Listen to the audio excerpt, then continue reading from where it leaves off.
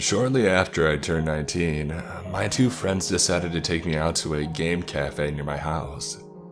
It's also a bar once the night hits. So of course, given that I live in Canada, meaning 19 is the age to start having legal alcohol-induced fun. It was the perfect setting to get a bit tipsy and play some innocent board games with friends. We decided to drink. One of the friends that was with me was the designated driver, Hunter, while the other, Wayne, only drinks tequila. I had never tried it, so we decided tonight was the night to cross that off my non-existent bucket list. For some humor, I'll mention that I remember hearing the guy behind the bar chuckling a little while Wayne ordered the tequilas, and I told Hunter, who was sitting at our table, that I would be back. As I turned to walk to the bar, the bartender was lifting the 2 shots onto the counter. "You two are crazy," he said while shaking his head with a laugh. Admitted so, we took our shots and went back to the table that Hunter was waiting at. Me across the table from him, and Wayne sitting beside him, and diagonal from me. Everything went well for a while, until about 1:15 in the morning. At this point, people were frequently going in and out for smokes or to go home as the place closed at 2 a.m. I was already pretty tipsy, having finished drinking an hour or so before, as my stomach, long ago, had decided for me that I should never get full-on drunk. I was still very noticeably intoxicated, however, and so was the man that had just entered the cafe. Because of my alcohol level, I get spacey as one does, and the fact of the door already opening frequently, I had stopped turning my head to the door every time that it did so. Due to this, I was completely unaware that this man, with mostly brown but also gray hair, implying that he was on the older side, but not yet old enough to be considered elderly, and wearing blue jeans and a jacket, was stumbling over to where I was sitting. My friends and I were at the table closest to the door, but it was diagonal from it. The door was in the middle of the wall with a tiny lounge area with a couch and a coffee table to the left, while inside looking at the door in the corner. Beside that, against the wall connected to the door's wall, were the actual tables for sitting and eating, and we were at the one closest to the lounge area. This made it easy for him to walk to my table without falling over, as he was heavily intoxicated. I was, as stated, unaware of this, but hearing about it afterwards really creeped me out. Apparently, once he got to the table, he put his hand on the back of my chair, as my chair, and therefore I, was faced away from the door. And probably for support, but given his creepy aura, it still jars me. According to my friends, he then slowly leaned to either smell my hair or whisper in my ear. He was only a few inches away, eyes trained on me, while Hunter finally noticed. Before he could say something after opening his mouth to, the 2 bartenders came over. Once they started talking, saying that he is too drunk to be in here and should please leave now, if he isn't going to order anything.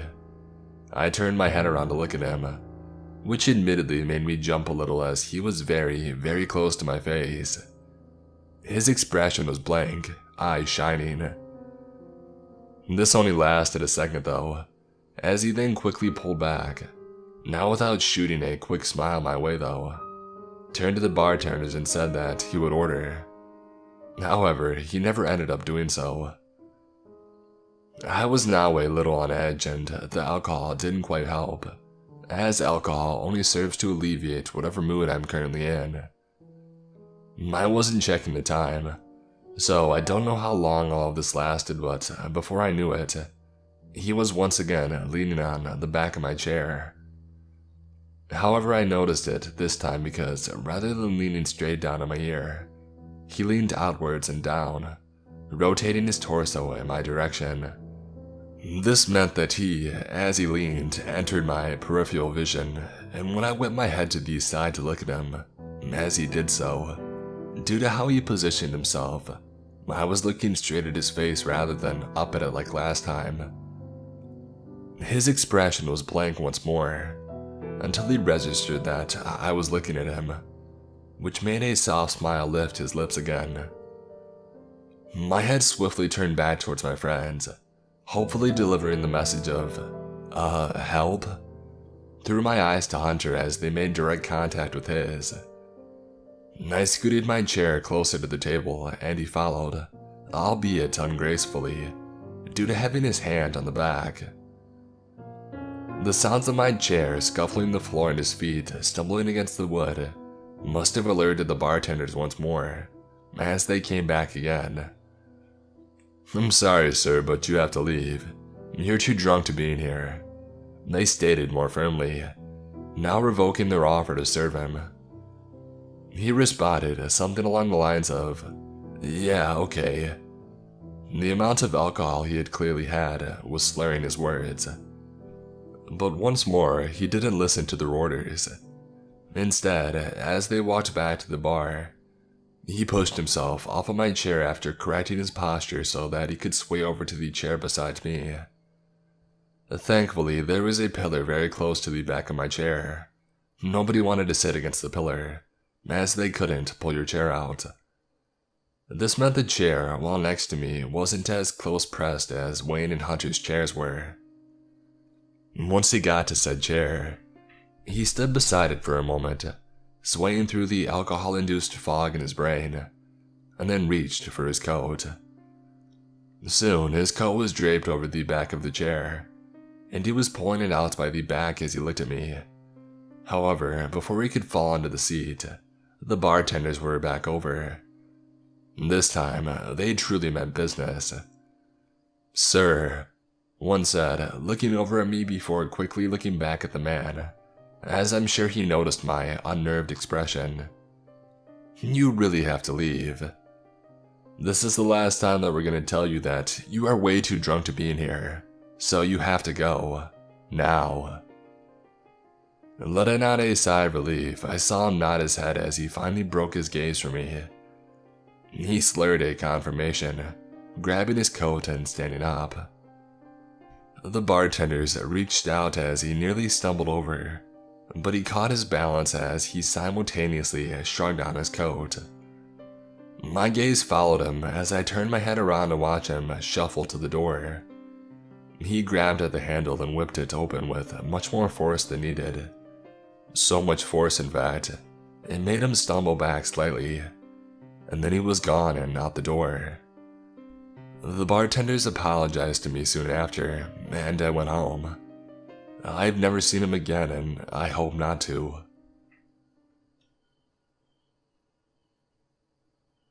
I am a 31-year-old woman. This happened a few years back. I was walking from a friend's house to meet my son's father, X, at a bar that we frequented in those days.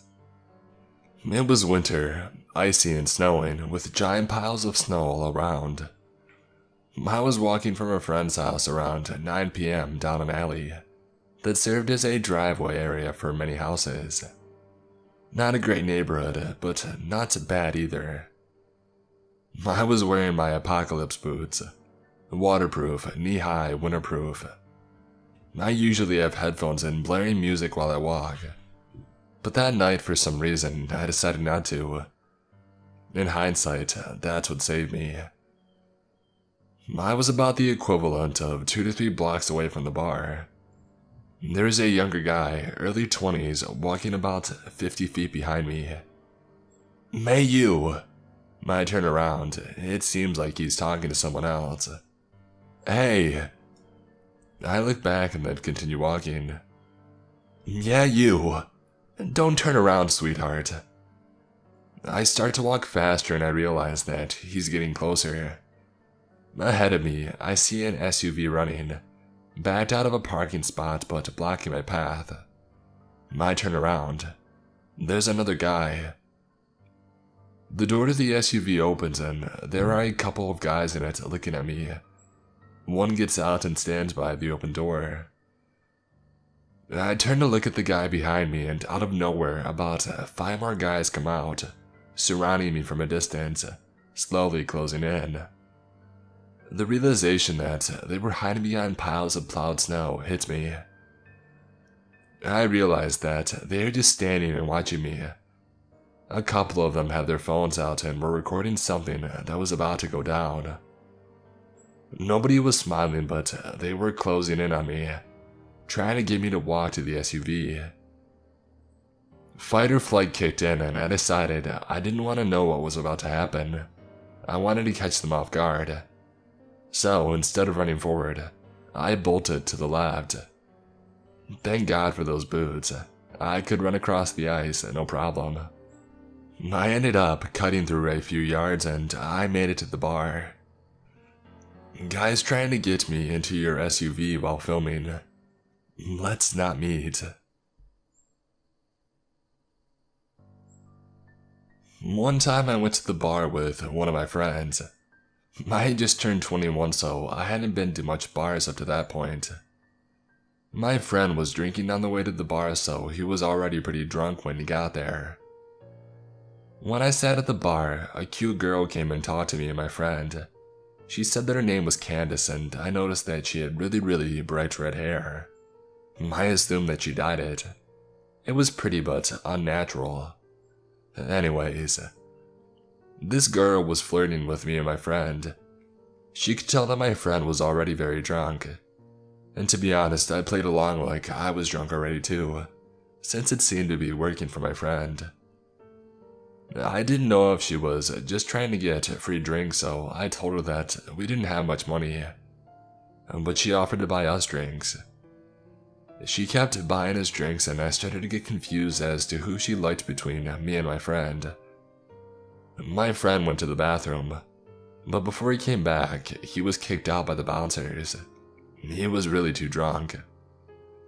Candace and I went outside with him. She kept telling him to go home with her. He was so out of it that he could barely answer her. I told her that he was too drunk and that I couldn't let him go anywhere. I didn't want him to wake up hungover in some random house with no car and no idea what happened. But Candace kept pushing it, saying that she would take care of him, but I told her no because I had to stay with him.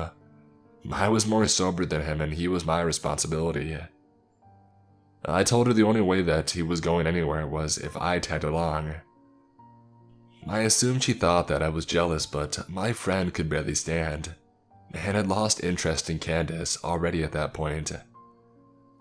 She immediately started flirting with me, and offered to give my friend a taxi to drive him home, and said that we could go to her place alone. At this point, I had a few drinks and I was pretty buzzed, so I agreed. We took my friend to a taxi and walked her to her car. I slightly stumbled on the way to her car. "Wow, you're pretty drunk, huh?" she said, smiling as she had held onto my arm. "Yeah," I said. I don't know why, but I just felt slightly shy and anxious. Everything was just happening too easy for me, so I felt uneasy. We got in her car and we drove down the street. "Wanna stop at the liquor store and get some more to drink? I'll buy it, so don't worry about paying," she offered. I didn't want to drink any more than I already did. I was already buzzed and I wanted to be able to carry myself throughout the rest of the night. Sometimes I made myself look stupid when I'm drunk, so I didn't want to ruin anything with Candace more than I already did earlier when telling her my friend was too drunk. I told her that I was already drunk enough, but she insisted. I didn't want to seem lame, so I told her to get me a pint of liquor with some apple juice to chase it. She went in the store and came out with a lot more than just a pint. I assumed that she wanted to drink more also, and that's why she got a fifth instead of a pint. On the car ride, we passed the bottle back and forth, but she took tiny sips. I tried to take tiny sips, but she kept passing me the bottle and telling me to drink. I somehow managed to drink all of my apple juice, and pretended to drink the bottle by spitting the liquor in the apple juice bottle. I tossed the apple juice bottle full of liquor out the window before she saw it. I didn't want her to know I was acting drunker than I was, and she actually believed I was sloppy drunk when I was simply buzzed. I took a couple more sips of liquor and I finished the bottle. Throughout the car ride, I called her the wrong name a couple of times to get a reaction out of her, but she didn't react to it. She just kept letting me call her Carla without correcting me. For some reason, I thought she lied to me about her name initially. We drove up to her house. I pretended to trip and stumble into her front door. She helped me walk inside by holding me up. She opened her front door, which was unlocked. We walked in her house and she closed her front door and then locked it. I thought that was strange but assumed she didn't want anyone walking in on us. I told her that I had used the bathroom. I walked into her bathroom, locked the door, and I looked in the mirror. I just felt strange. I felt like something was off. I felt myself becoming more drunk from finishing the bottle earlier. I turned on the sink to make noise and I made myself puke up the liquor that I drank. I flushed and went to the sink and started drinking the tap water out of my hands to sober up. I just didn't want to be drunk, but I still wanted to hook up with Candace, so I wanted to pretend to be drunk. I turned the sink off and I could hear her talking to someone. "He's drunk as hell. He can barely stand up. You do it." Who was she talking to and to do what? I walked out of the bathroom and into the living room. The moment that I stepped into the living room, I saw her walking into another room. All I could see was the back of her head. That strange, very bright red hair go into another room. I didn't see her face or anything. I just saw her kind of walk fast into the room. The living room was pretty dark. "Hey, where you going?" I slurred like I was drunk. She walked back into the dark living room and up to me. "Let's go in my room," she said. I looked at her bright red hair and then into her eyes. They were different. Her face was different. It was another girl with the same hair. And that's when I realized. It was another girl with the same wig on. It was a wig the whole time. She had changed it with the girl from earlier for whatever reason. My heart felt like it stopped, but I tried to look like I had no idea it was a different girl. I kind of smiled at her and told her that I just needed to use the bathroom one more time and told her sorry I was so drunk. She said, "It's fine, just hurry up in there." I went into the bathroom and I locked the door. I heard her whisper something to someone again this time, but I think I heard a male voice whisper back. I honestly didn't concentrate on listening to exactly what she said. Something sketchy was going on and I had to get out of that house. I opened the bathroom window and jumped straight out of it, and ran faster than I ever have in my life. I didn't look behind myself or anything. I just ran through the backyard, jumped the fence, ran through someone else's backyard, hit a road, and ran towards the main road. I kept running down the main road until I saw a Star CVS. I ran into the CVS and I stood straight at the front of the store in front of the camera. I called a taxi and I went home. I tried to think what happened that night. What was she or they planning that night? Why did she tell me a fake name? Why was she trying to get my friend and I so drunk? I thought maybe a robbery, but she kept spending money on us. She kept buying us drinks and even paid for my friend's taxi cab. And mostly, why did she wear a wig that she gave to another girl to wear? Who was she talking to? What did it mean? And what was in that room that they tried to lure me into?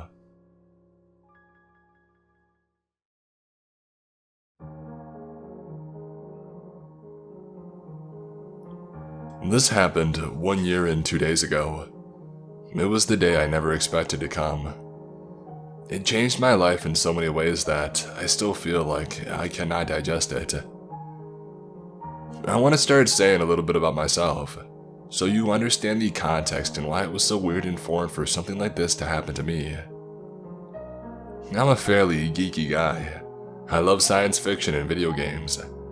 I worked at the time as a design engineer in a factory, and spent most of my weekends with friends, hiking, playing board games, or watching movies.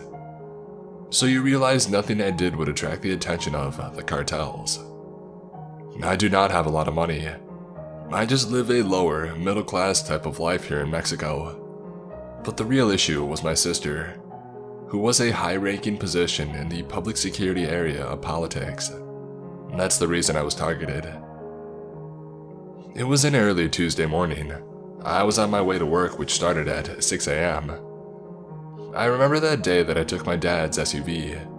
I have a small sedan, because they were away on vacation and I was supposed to pick them up at the airport after work that day. I lived about half an hour away from my work, so I left at about 5:25 a.m. every morning. When I was leaving, I saw a pretty shady SUV parked like a block away from my house. And honestly, after my sister took her job, I was more aware about things that I saw out of place. I felt a little bit paranoid because weeks before it happened, I felt like someone was following me. So yeah, I passed this SUV and saw the guy in the driver's seat with a baseball cap. I stopped for a bit, looked him straight in the eye, and he just looked down and covered his face. I honestly didn't think much of it. My family had been telling me weeks prior that I was just overreacting, and no one was following me. So I thought it was just some random guy waiting for someone. I took off to work, and for me to get there, I have to go through a really ugly neighborhood, which is poorly lit and has a really bad reputation. I was in a 2-lane street that's only one way. I was in the right lane at the time and saw a Jeep Cherokee just speed by me on the left lane, and then continue its way in front of me. When we arrived at the end of the street, I had to turn right to get to work, and the Cherokee just completely stopped in the right lane in front of me, with their blinker signaling to the left. I found it kind of weird, but I didn't want to be rude and honk at them, and I gave them a few seconds to move. While I was waiting, a freaking Explorer came screeching on the left lane. It stopped next to me and 4 guys came out of it with guns and one with a baseball cap. The guy with the bat smashed my window and hit me in the face, while putting a gun to my head and saying, "This is real, get out of the car." So please understand that at that moment, I did not feel like they wanted to steal my car. I already knew they were trying to kidnap me. If I knew that they had just wanted the car, I would have given it to them. But I pieced everything together. The cars that I felt were following me at night every day. The guy just sitting on the SUV outside of my place. And obviously my sister's job. I knew that if they took me, it would be torture followed by certain death, and they really wanted to kidnap me. They wouldn't kill me. So I stepped on the gas. I smashed between the Cherokee and the Explorer and ran over one of the guys. I sped as much as the SUV would give me and honked so I could make a lot of noise and people would notice. My hope was to get to my workplace, which had private security, and call my sister so she could notify the police. With all the adrenaline on me, I passed the entrance to my work and tried to turn back, but I crashed on the corner. At that moment, I honestly felt like my heart would come out of my mouth. Everything moved so slow, so I tried to calm myself down. I breathed, saw through my mirrors if they were following me, and no one was. An empty street that was already lit by the morning dusk. The SUV was still working. I turned around, got to my work, yelled at the security guards to open the doors. I parked at the entrance, got out of my car and called my sister. After that, I went inside and I talked to my boss about what had happened, and went to the restroom to clean the glass and blood off my hair and face. When I came out of the restroom and out of the parking lot, there were about 10 cop cars outside of my workplace. My sister had already told me to speak with a specific police officer, and to confirm his name. Everything went smooth and I felt safe and protected. After that, I moved into my sister's house, which had police guarding it. I had bodyguards that are with me every time I go out. This has cost me my job, relationships, lifelong friendships. Everyone's afraid to hang out with you when they know you're a target for the cartels, and it's understandable. But it doesn't make it any less crappy. Investigations continued through the beginning of 2017. I later found out through security camera footage that there were 3 SUVs in total, with about 12 people trying to kidnap me. I found out that the cartel that was after me was one of the most powerful cartels in the world, and that the person who was in charge of investigating my case was killed. So, right now I'm working for the Mexican government. It's a low-profile job which doesn't pay much and doesn't attract too much attention. I've looked for ways to leave the country, but I didn't have enough money or qualifications. I'm a college dropout. I'm still living with my sister, with people protecting me and my family 24 hours a day, and the guys who tried to kidnap me are still at large. I'm trying to make the best of this situation. I've lost a lot of weight, I've spent more time with my nephews, and recently got into a steady relationship. But honestly, I'm always on edge and feel like I'm in imminent danger. So, to the guys who tried to kidnap me, let's not meet. I'm keeping some of these details vague because I seriously don't want the host to find out that I published this story. I don't think they would approve. I hope that is alright, and I'll try to still make it as comprehensive as possible. I spent a year studying in Mexico recently, as you do on exchange. I tried to travel as much as I could. Between the semesters, there is a big break, and me and my buddy that I spent the most time with during the exchange decided that we would go on a longer backpacking trip through Mexico together. We had a rough plan on where to go and what we wanted to see, but we hadn't even booked our flight back yet, nor were we sure from where we would take it from, and we wanted to keep it flexible. We had an amazing time in a few days before our trip ended. We finally decided that we would take our flight from a city that was close and had really cheap flights, but the city itself didn't really have anything to offer. And then on Airbnb we found a room very close to the airport in a house with a pool, and we thought that we would just treat ourselves to a relaxed pool day at the end of our trip. It turns out that the hosts were a family. The husband was Mexican, and the wife was from Europe and could even speak our native language. So we arranged that we would take a bus to the airport and that they would pick us up from there. When we finally arrived at the city, it was already dark, and the bus driver refused to drive us to the airport since it was not directly on his route, so he just dropped us off on the highway. That was already a pretty crappy situation to begin with, standing with our backpacks at the side of the road in the middle of nowhere, in a not-so-safe city in Mexico. But I called the host and sent them our GPS location, and they said, no problem, that they would come and get us. So the husband came to pick us up, and it was a very uncomfortable situation, getting into the car with a stranger in the middle of the night and nowhere. It also didn't help that the guy looked like Danny Trejo without a mustache, and as I tried to make small talk with him, he only gave monosyllabic answers or straight out ignored me. Well, he's just not a big talker, I thought, and I hoped that we would arrive soon. Looking back, I can see a million red flags, but for some reason, at the time we just didn't see them. Either we were too tired, or to be honest, we didn't really have any other choice than going along anyway, but yes, we arrived and that should have immediately set alarms off. We were in the middle of nowhere. There were fields with sheep and goats around us, and all of a sudden, a gravel road branches off from the paved road, and along that gravel road there are about 6 huge mansions, all with 2-meter walls around them, topped with NATO fence, huge gates, and at least 2 gigantic guard dogs per house. When we entered the house, we were greeted by the wife, a bubbly middle-aged woman that was very talkative but pleasant. She had actually cooked dinner for us, and we ate while exchanging small talk. The husband just sat at the table not saying a single word. After dinner, we more or less went directly to bed because it had gotten late, and we were tired from a long day. The next morning, we saw that the weather was not that good, so we decided to go into town and just see the few touristy things it had to offer, instead of spending it at the pool. When we came back, it was already dark, but we decided to jump into the pool anyways to cool off, because it was very hot and humid. The wife joined us, and at some point, my friend made the mistake to ask how they were able to afford such a house. It didn't really match the price range of the jobs they were telling us that they were doing, and she deflected a bit and added that our husband was very handy because he had grown up in the streets, and he basically built the house himself. We realized that maybe it was not the best topic and broke the conversation off. That was the last day of our trip, and we had our flight back home early the next morning.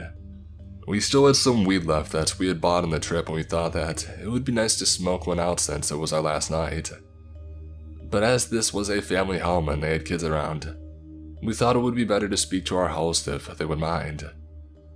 So later in the evening, we asked the wife if it would be okay if we smoked on the terrace, which for some reason she found quite amusing and started laughing. She shouted to her husband, who was lying on the couch watching TV, "My love, the boys asked if it would be okay if they smoked some weed. What do you think?" And he just laughed but didn't give us an answer. We looked at her with a dumbfounded expression and she told us, "Sure, just go ahead." So we went to the terrace and started smoking a joint. Later they joined us and we just had a chat. And this is where things got really messed up. For some reason, they started asking all sorts of questions about the weed. Where we got it, how much it was, who we got it from, and how much we would have to pay for that back in Europe. They just seemed way too interested in the weed, and at one point, the wife just nonchalantly revealed to us, "Yes, we thought about doing that as a source of income, as selling weed, but too many people die doing that, because the cartels don't like that. Actually, my husband used to kill people for doing that." I immediately felt sober. Did she just say? And as if she read my mind, her husband added, "Yeah, when I was about 16, I killed a lot of people for the cartel for money." And he said it in a tone as if he just said he used to mow lawns when he was a teenager. I still thought that I must have misunderstood, so I texted my friend who was sitting across the table from me, trying not to make eye contact, because he knew we would freak each other out. He confirmed that I'd indeed understood right. We discussed what we should do and agreed that there is no immediate threat and that we should just stay. We didn't have anywhere else to go anyways, and it was already late.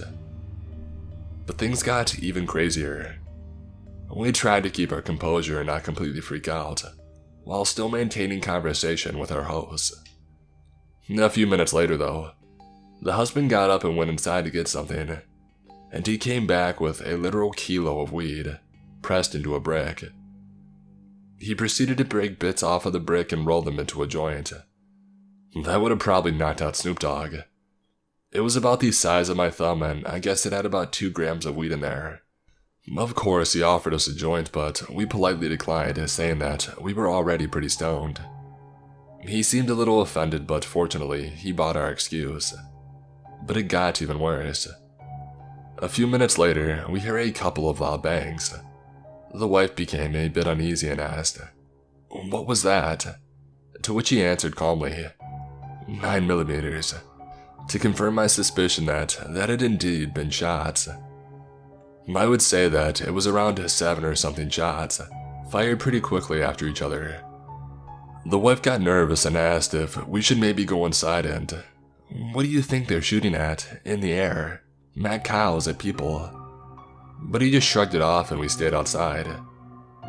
Again, a few minutes later, there were more shots, this time even closer.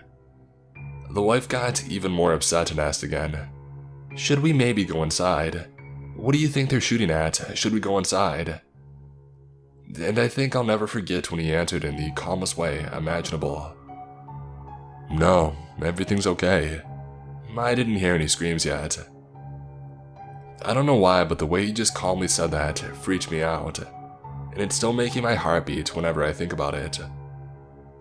After that, we quickly excused ourselves and went into our room. When we finally could talk, we basically both lost it and panicked. What the heck were we supposed to do? We are locked into the house with a contract killer in the middle of nowhere, and people are shooting outside. We decided that it was probably our best bet to stay, because we thought, well, we are his guests. He's not going to harm us, hopefully. And it's better to have walls and dogs and a serial killer in between us and people shooting around. So we barricaded ourselves in the room and didn't sleep a second until the morning when we noped the heck out of there and went to the airport. I was never so happy to be patted down at security my whole life.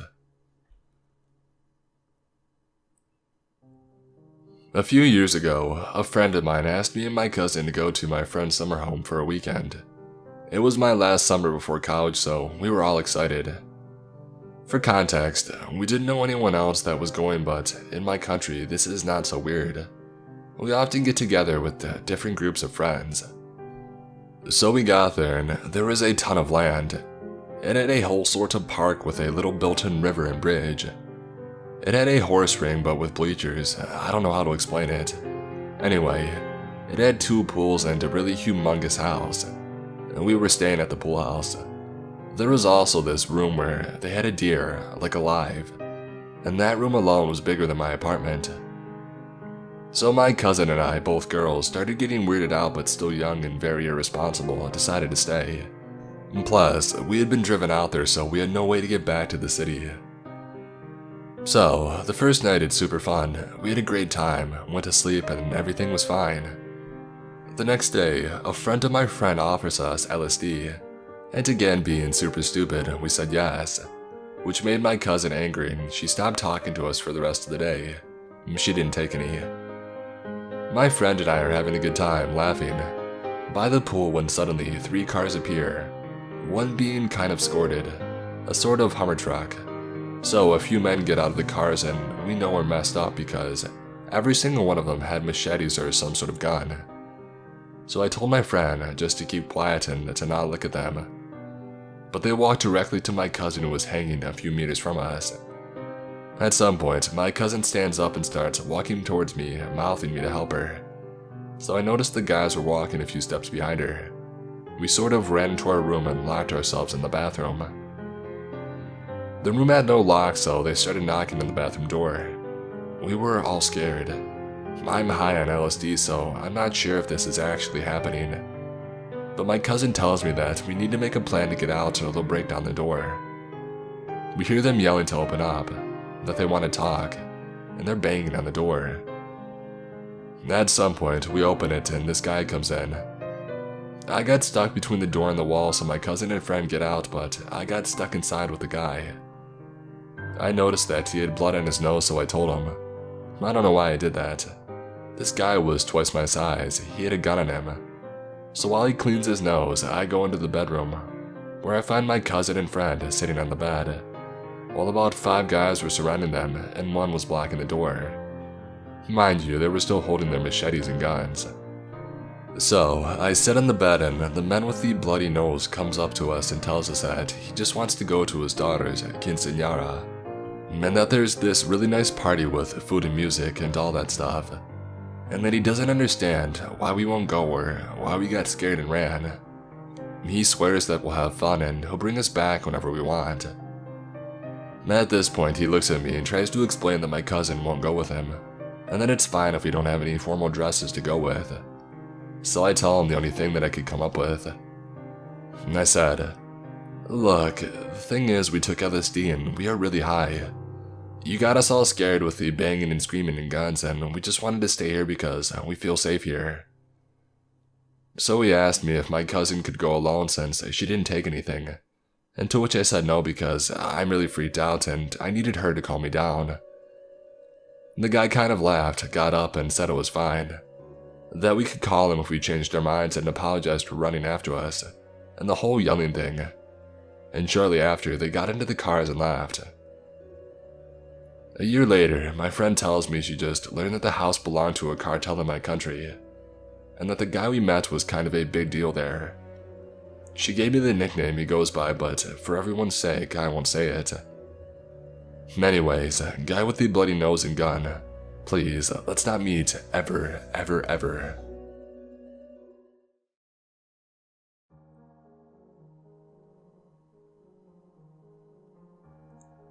I used to reside in the city of Houston. I grew up in the burbs, but moved inner city as soon as I could get away from the strip malls and chain restaurants. I moved to Inner Loop, Houston.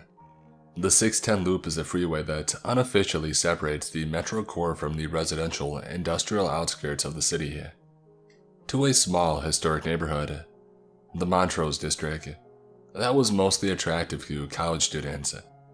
Montrose is pretty socially liberal and probably the most out there Houston neighborhood, culturally speaking. Lots of cool antique rental properties and garden apartments for singles and couples in their 20s. But not the kind of area that most people can afford to purchase a house or have use space for a family. I was very young when I first moved to Montrose, so I ate it up. The dive bars, the restaurants, music clubs, coffee shops, street fests, proximity to the museum district. It was great. But every pro has its con. Montrose wasn't super scary, crime-ridden, or anything. Or at least I never felt unsafe there. But it was a little rough around the edges. Drugs were easy to come by, which meant a high concentration of drug users, obviously, and the behaviors that often come with it. Car break-ins were relatively common.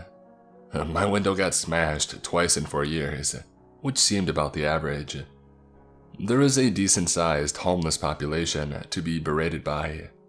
And don't get me wrong, many of them were perfectly polite and harmless, but there were a good handful that were bold, shameless, and persistent.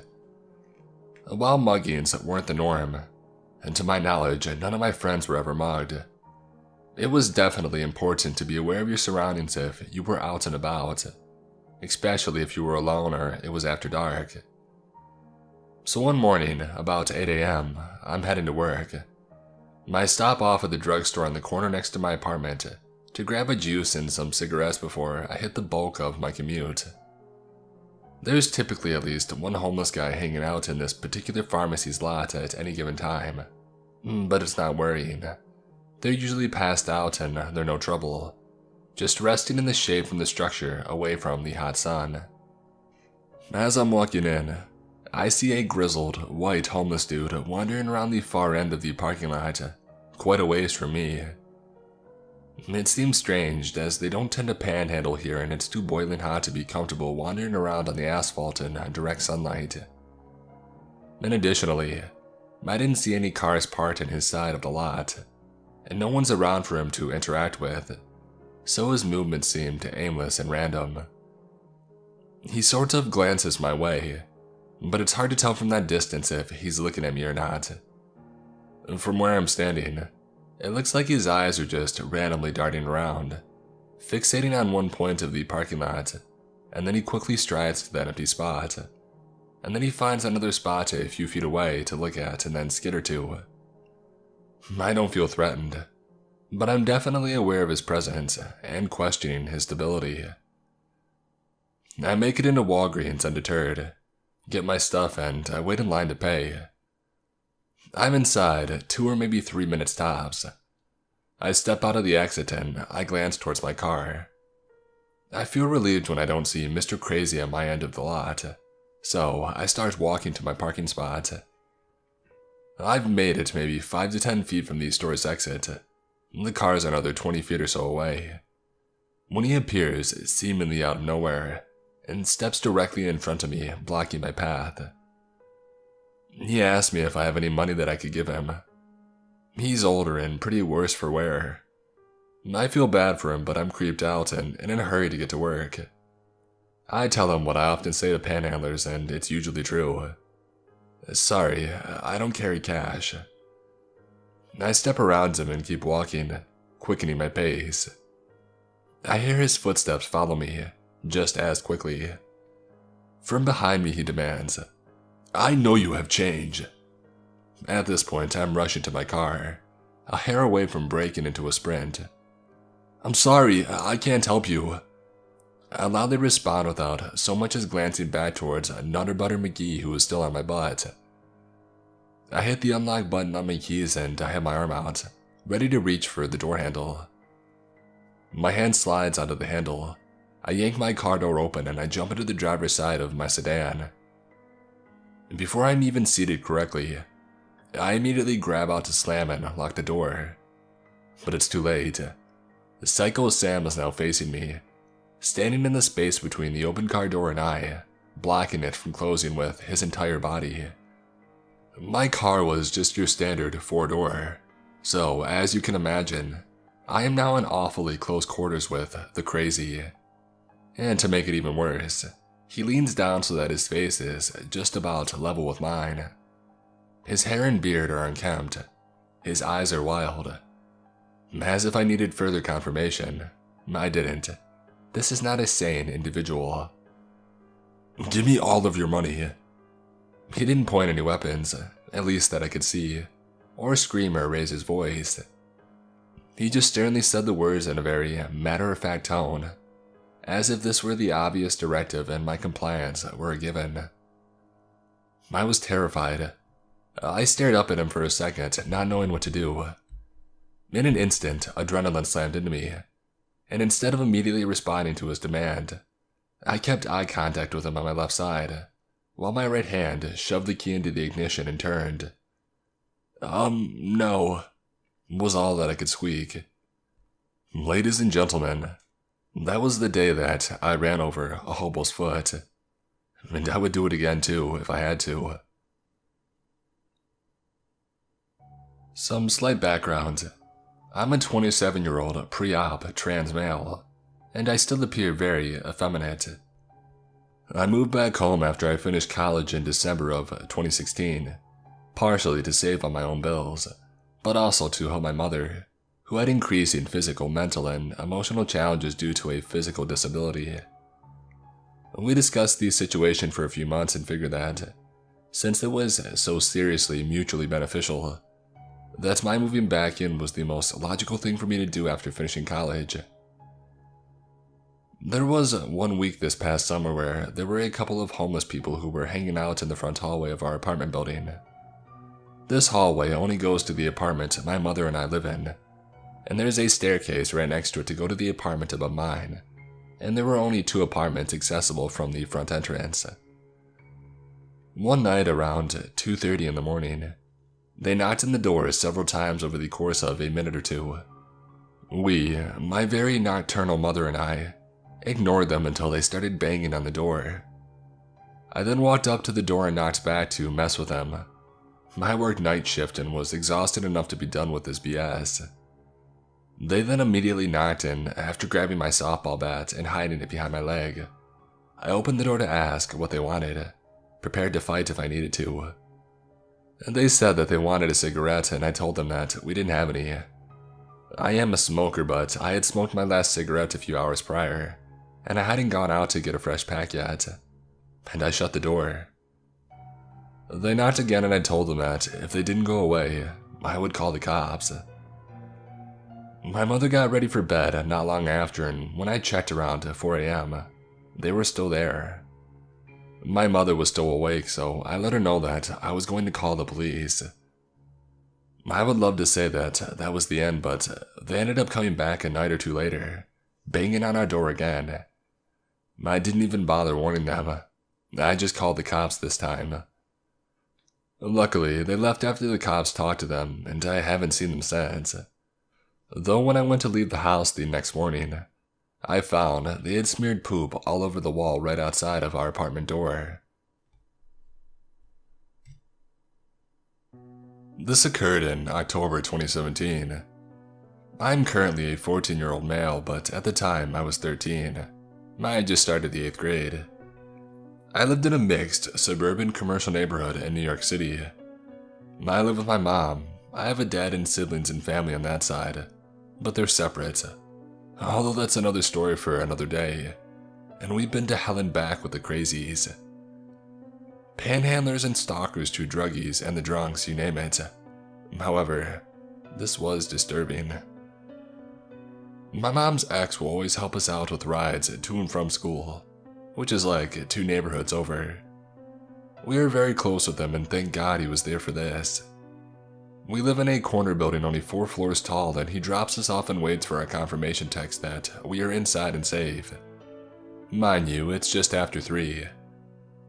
Some background. My building is actually 2 joined together.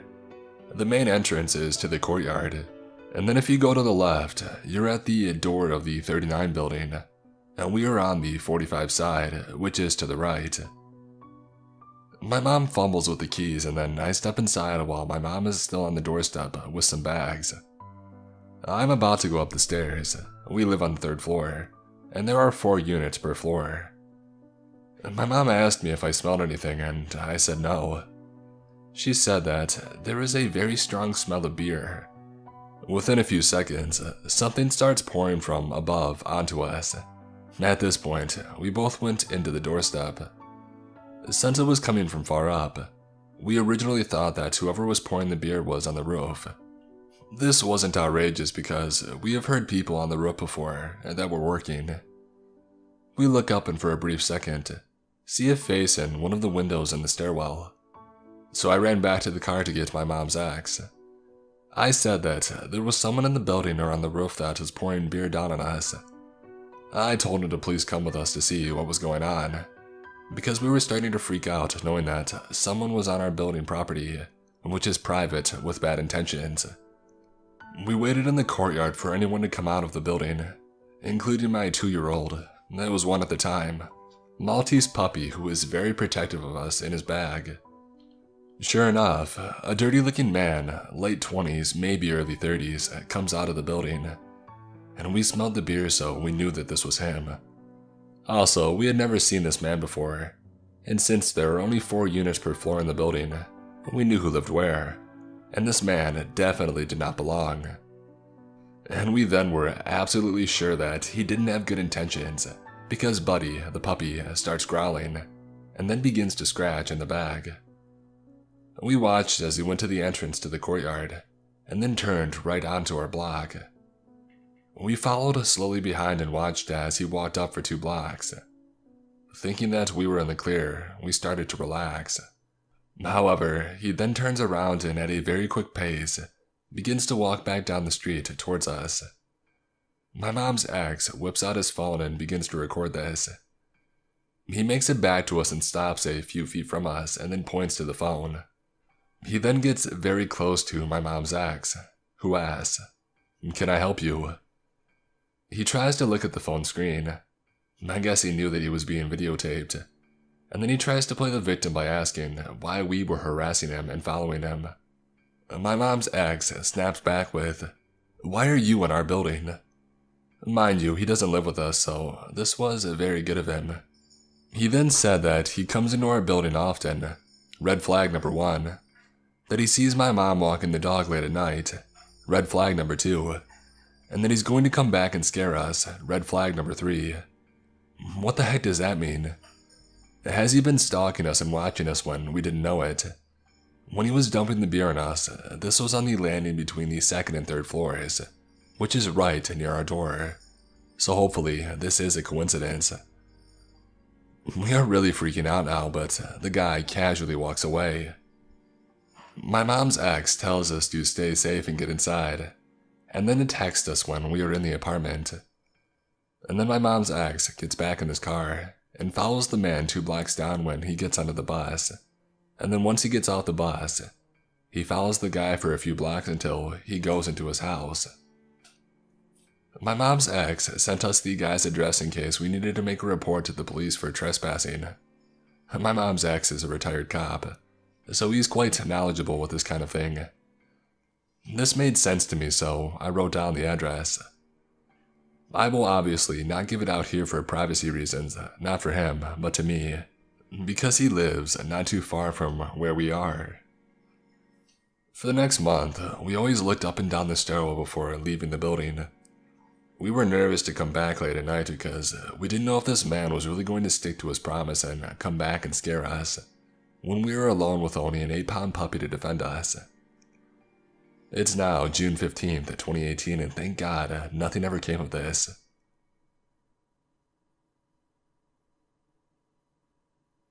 When Pokemon Go first came out, I couldn't keep up with my then girlfriend, now wife at all.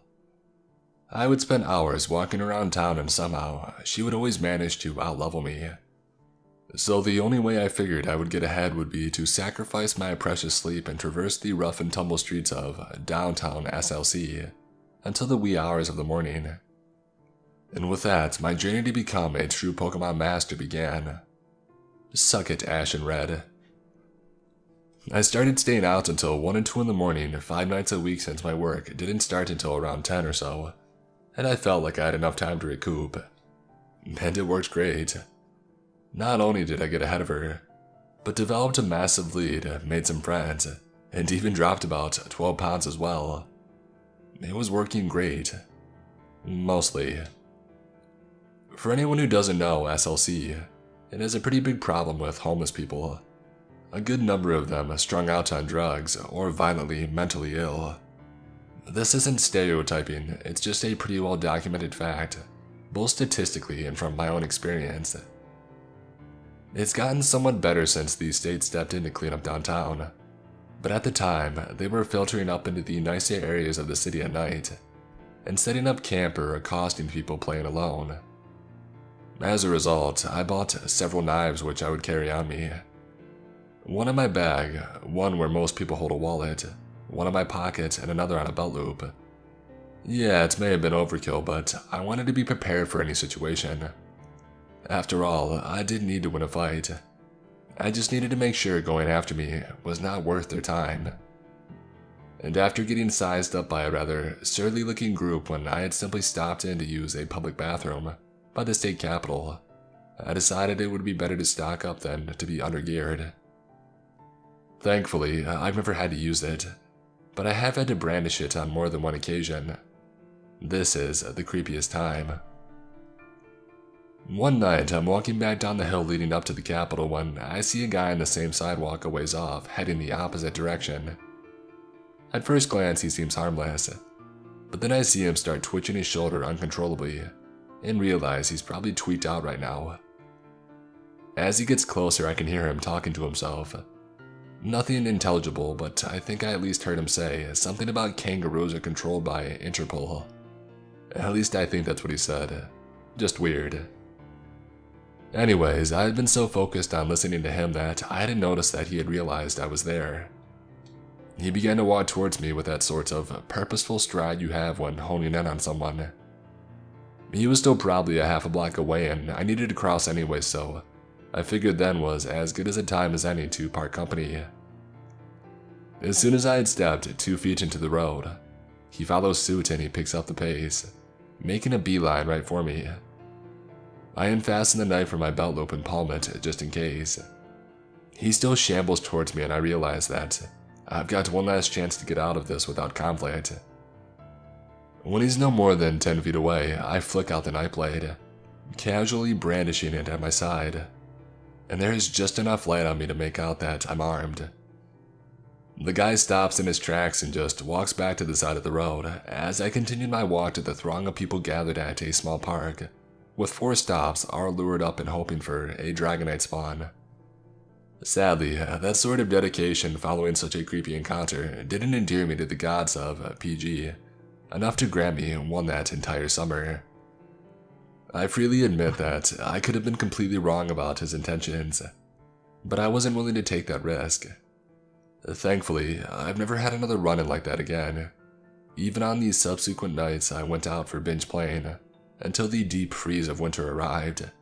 I've had some really weird encounters with homeless people here, including an overly aggressive panhandler who tried to come inside my apartment, and someone who thought walking in front of my car at a green light to keep me from going, so that he could beg for a ride to court. I'm absolutely not joking about this one. But nothing where I actually felt my life was potentially in danger like that night. In fact, my bad crap insane stalker act scared me more than the homeless do. However, that's an entirely different story for another day.